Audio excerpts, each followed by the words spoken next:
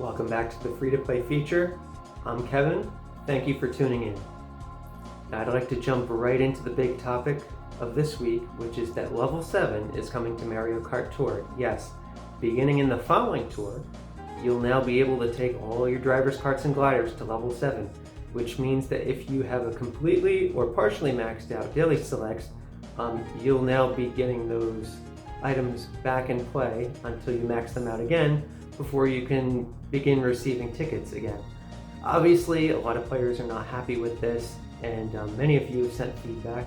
And I would just caution you, if you sent feedback or you're considering sending feedback, to do so in a way that you understand they're not going to change their mind on this, and that if you send the feedback, frame it in a way that suggests that we need help with bringing these items up to Level 7. Perhaps they'll do that with more coins or enhanced token shops like we have this tour, and that will help soften the blow for most of us. Now, in terms of the implications of Level 7, I honestly was a little bit excited when I saw it.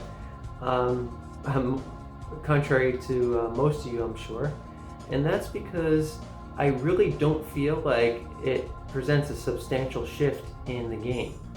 If you've been following me since the first episode, I spent months of time discussing it with players, collecting data, and reviewing what actually affects our gameplay in Mario Kart Tour, and I honestly believe that the increase to Level 7 won't be a substantial shift in a detrimental way to most of us.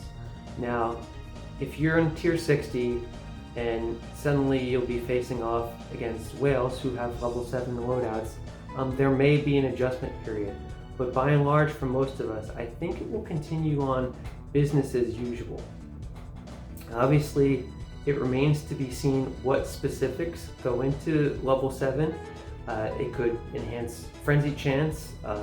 It could just be, normally on the odd level, it is the same Frenzy Chance and just increased bonus points. So if it's something nominal like that, I think the differences that we see will be fewer than if they provide more substantial buffs.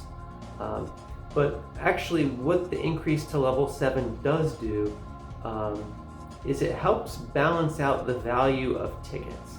Now, this is something that I've only talked about on Discord and I haven't put in a video yet, but one of my big talking points is how the value of skill tickets far outweighs the value of cap tickets, and that Mario Kart Tour themselves and Nintendo have kind of set the market too high for point cap tickets, in that they're 20,000 points in the tier shop. Now, part of this is based on availability. You can't get these through any means. You can't even pay for them per se, because Gold Pass only provides you with skill tickets. It doesn't have cap tickets. The only way to obtain them is either through the tier shop, occasionally the token shop through a special event, at least for the high ends. They do have normal and super every tour rotating. And the other way is through ranked mode, which you have to perform. And the higher level tier you are, the more cap tickets you have made available to you. Now, in terms of the value, I'll put a big chart somewhere in this neighborhood on how it affects the bonus points per actions you perform in a race. Now, let me just take a step back and offer a not so simple explanation for anyone who isn't terribly familiar with this principle, and that's that the bonus points you receive occur when you're level 2 or greater. And this is the amount of points that are added for every action you do in the game. So what your score is composed of in Mario Kart Tour are just the base points when you start the race, and then you have the action itself, the combo points, which is a completely separate concept that we won't be going into here, and then half of the bonus points earned, if any. And at the end of the race, when you get that big number in the upper right hand corner, that's your player levels contribution to the place you finish for the CC you're in, and also the other half of the bonus points that you receive throughout the race. Now, obviously, the higher base points you have and the greater level you are, the more bonus points per action you receive. And up until this point, it's really only been practical to apply one uncapping ticket to your driver kart glider. I'll usually do it around level 3 or level 4. And personally, I haven't double uncapped anything yet, but we will be double uncapping something in week 2 of this tour. And the only time when I would do that would be for something that's level 6. If you know my inventory, you might have an idea of what that will be. Now, in terms of a value standpoint, there's no objective reason to ever triple uncap something. It's really only there for the whales. It's completely a pay-to-win feature, right? If you are free to play or gold pass only and you have something triple uncapped, it's really a wasted investment up until this point. However, with the inclusion of level 7 in this chart, you will see that actually the bonus points per action added per ticket is greater now with the uncapping tickets than it is for the skill up tickets. So finally, we've reached a point where the uncapped tickets are realizing their full value. And that's a really positive thing for the ecosystem of the game.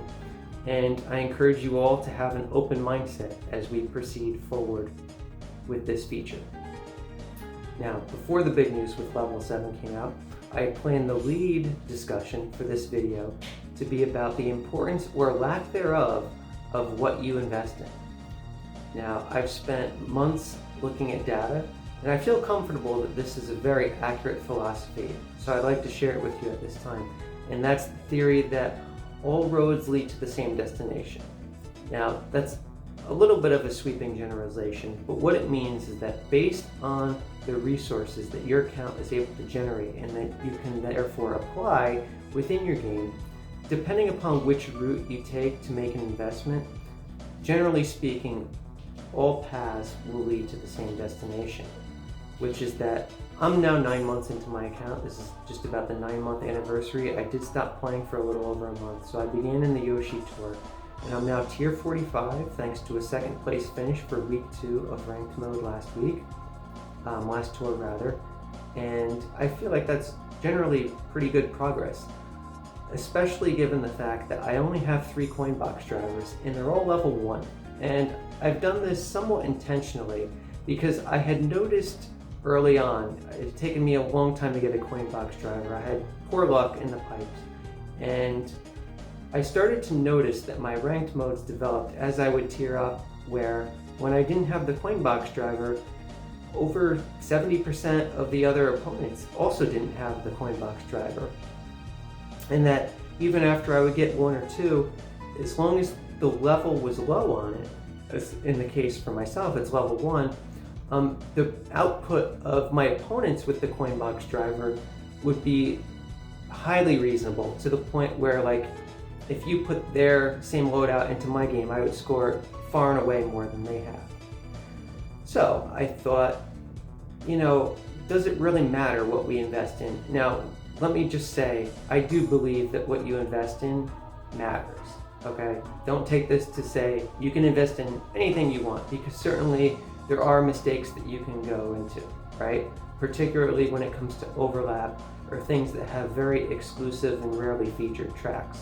But in terms of things that have value, you really can't go wrong as long as you avoid the overlap with tracks. Now, case in point, I have a level 6 Dixie Kong. It's my favorite driver in the game to date. And I was at the crossroads. I could have either invested into her or PGP. And I ultimately chose her because she was a little bit further along. I had pulled her twice, so it was a lower ticket investment for me to do so. And that decision just took off. I mean, she's been in ranked mode 9 times. I'll put a chart actually of this will be of my data for ranked mode usage between the Los Angeles tour and the tour that we had just finished, the Cat tour. So it should be somewhere over there. Now, Dixie has far and away been the most valuable character I have. She's been in ranked mode almost every single tour on average, and it's impossible to describe to you the amount of value she's generated from my account. So I'm very pleased with that choice. And now, had I gone with PGP, she hasn't been featured in ranked mode as many times as Dixie Kong.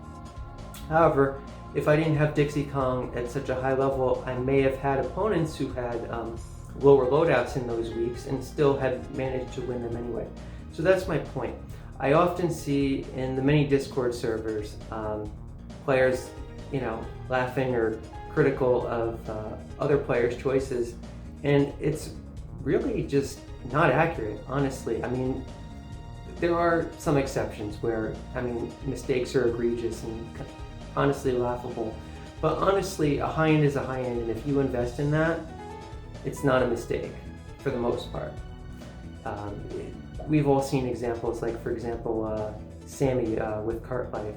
He had an opponent who had a level 6 1400 Pirate Junior. And the thing is, I remember that particular opponent pushed Sammy pretty far that ranked mode. He had to make several investments.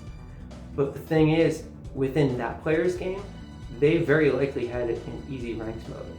And that's all due to the rich ecosystem that exists in the game, and that actually we control to a very large degree our situation within the matchmaking, and within the matchmaking and how far we progress with the tiers. Your scores and loadouts will generate your surroundings.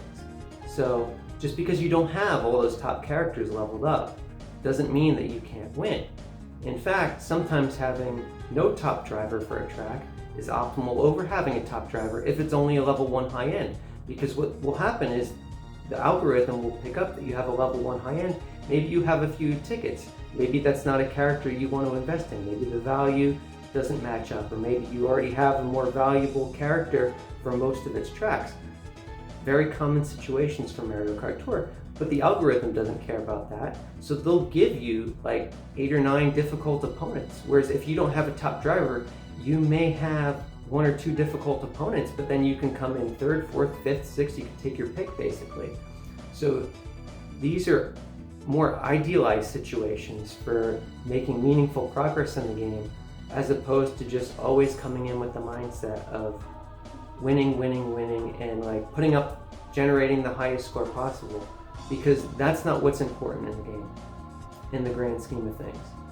Now, let's take a look at this week's ranked mode, which is the Peach Cup. So here, as we can see, and just as I was saying in that example, I don't have a top driver here. Now, PGP is a tremendous middle shelf driver.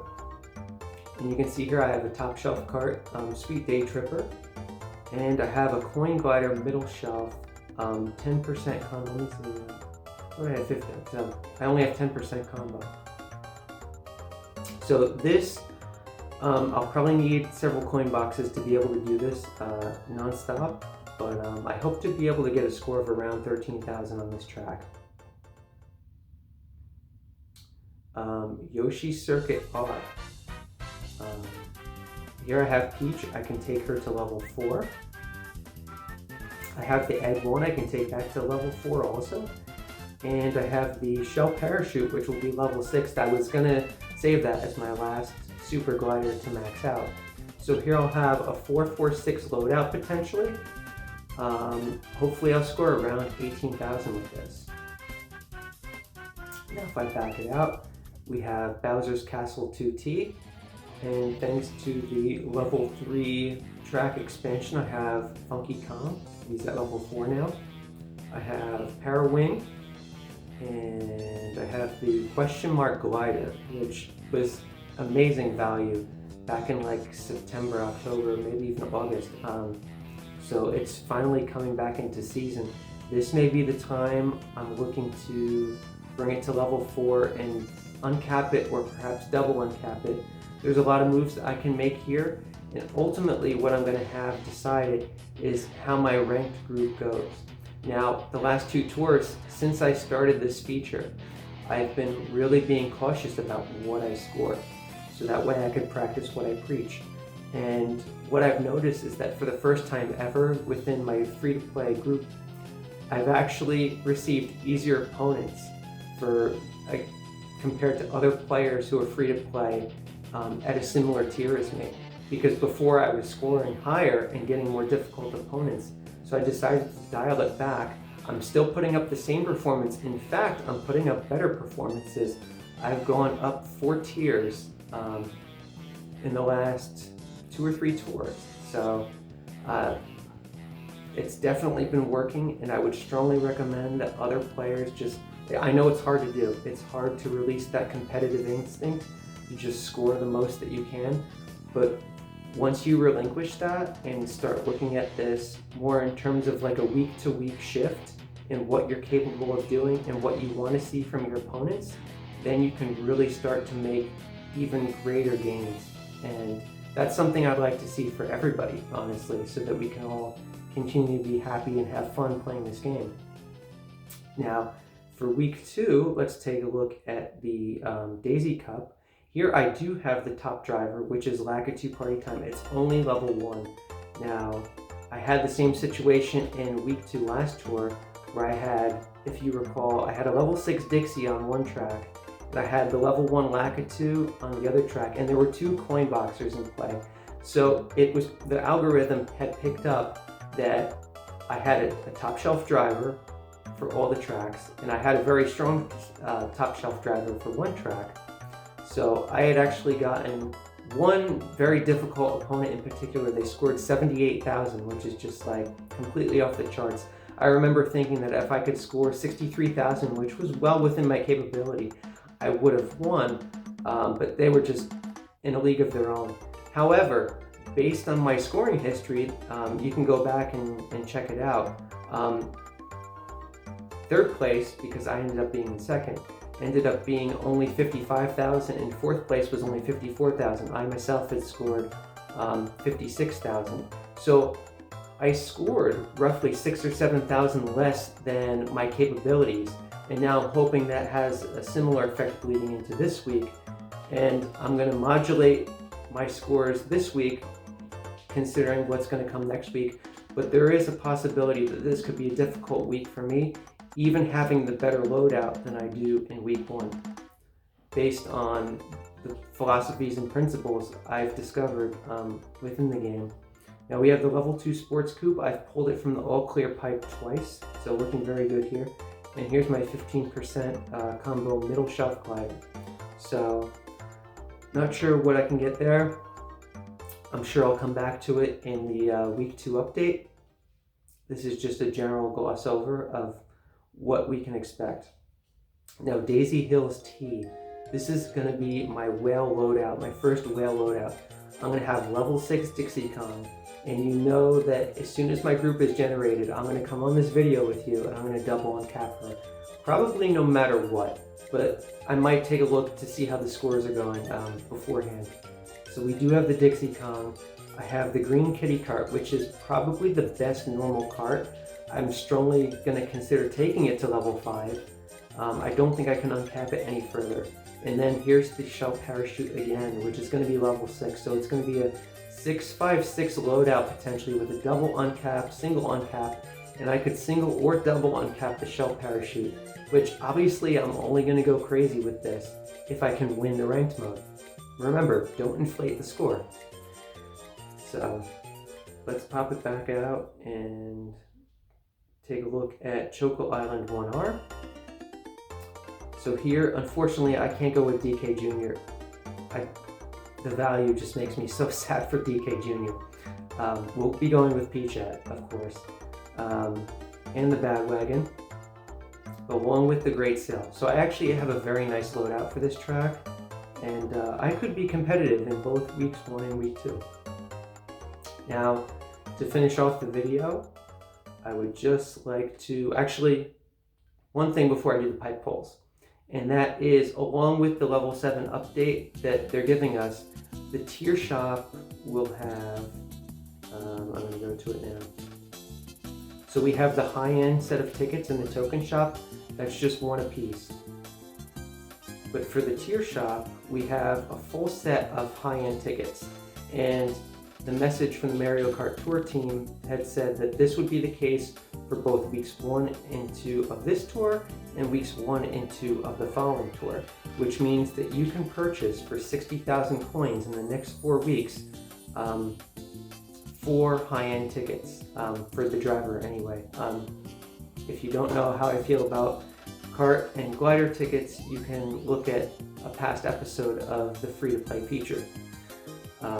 So I've projected my coins out, and I discovered that I can make the upgrades I need for this week and still be able to purchase the tickets if I use my coin rush, which I will likely go ahead and do because I do want to be prepared for level 7. I don't know if I'm going to jump right into that with Dixie Kong. I might wait and see what the landscape is so I can make a more informed decision when the time comes.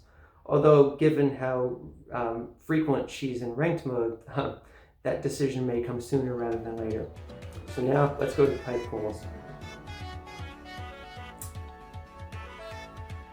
And here we are. If you saw the 2 last week, I actually got 2 supers. I was very happy about that. Now, this pipe has inflated odds. We have 9 high ends. I believe the same amount of supers. So let's take a look at what we got. First one up is green. What's it gonna be? Morton. All right. We got the Koopaling out of the way. Second pipe. Also green. Now let's get the super. I don't even care if it's a high end. Pipe frame. Oh, well, levels it up to level 4. So, not really what I wanted, but given the fact that everything's going to go up to level 7, I guess it's as good of a time as ever to start adding levels to those things. Anyway, take care, you guys. Be smart. Try to stay positive with these recent changes. I don't think they're all going to be terrible. And have a nice day.